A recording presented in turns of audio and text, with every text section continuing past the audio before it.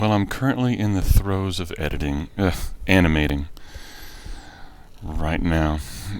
So I'm animating shot 15, and right now I'm just doing a lot of tweaking. I've done what they call the extremes, and now I'm going in and doing the in-betweens.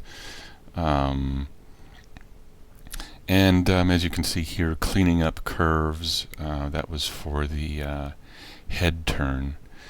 And this shot is when the kid standing at the pinball machine sees the uh, thug come in, and they make eye contact, and he spins around back to the pinball machine, wondering what should he do.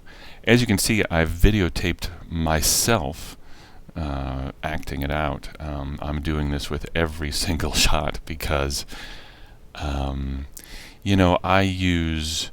when I draw, I use reference images. When I model, I use images.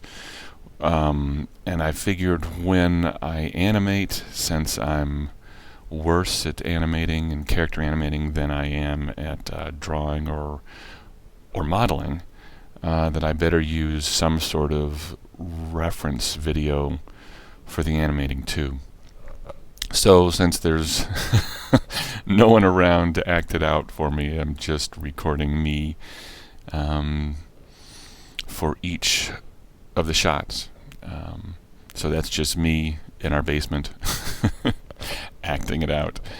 So what I'm doing is I'm just using the video to get the extremes, and then attempting to apply the 12 principles of animation, the Disney animation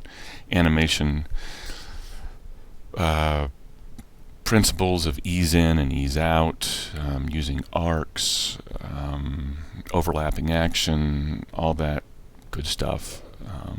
Trying to then apply that once I've got the extremes. So that's what I'm doing here. Now that I've got the main keys, I'm going in and doing the in-betweens. And you can see in the action editor I've got these columns of keys, and those are my extremes. Here I'm just in the IPO editor trying to smooth out some curves to try and solve little popping problems. Most of the time I've found that when there's a pop or a jerk, I can usually go into the IPO editor and find a curve that's kind of jagged, and if I smooth it out, that really helps. My process here has been to kind of get the extremes as I've said, and then do a screen blast. You can, in the 3D view, you can control click the little render button and get a screen blast, and then I just watch that over and over again until well, here we go, here's a screen blast here. And then I just watch it over and over again, and I take notes. I just make a note like, head bobs on turn, hand jerks when moving, shoulder needs to be higher at frame so-and-so. So here I am just watching it over and over again, making more notes. And then once I've got, a half a dozen notes or so, I then go back to the animation and try and fix those few things. And then I do it all again. And it's just a slow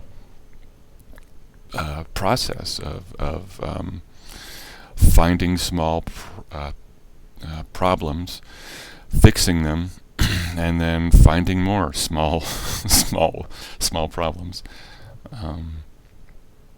This shot isn't going to really need me to push the performance, go to more extremes, like in facial animation or body animation or whatever.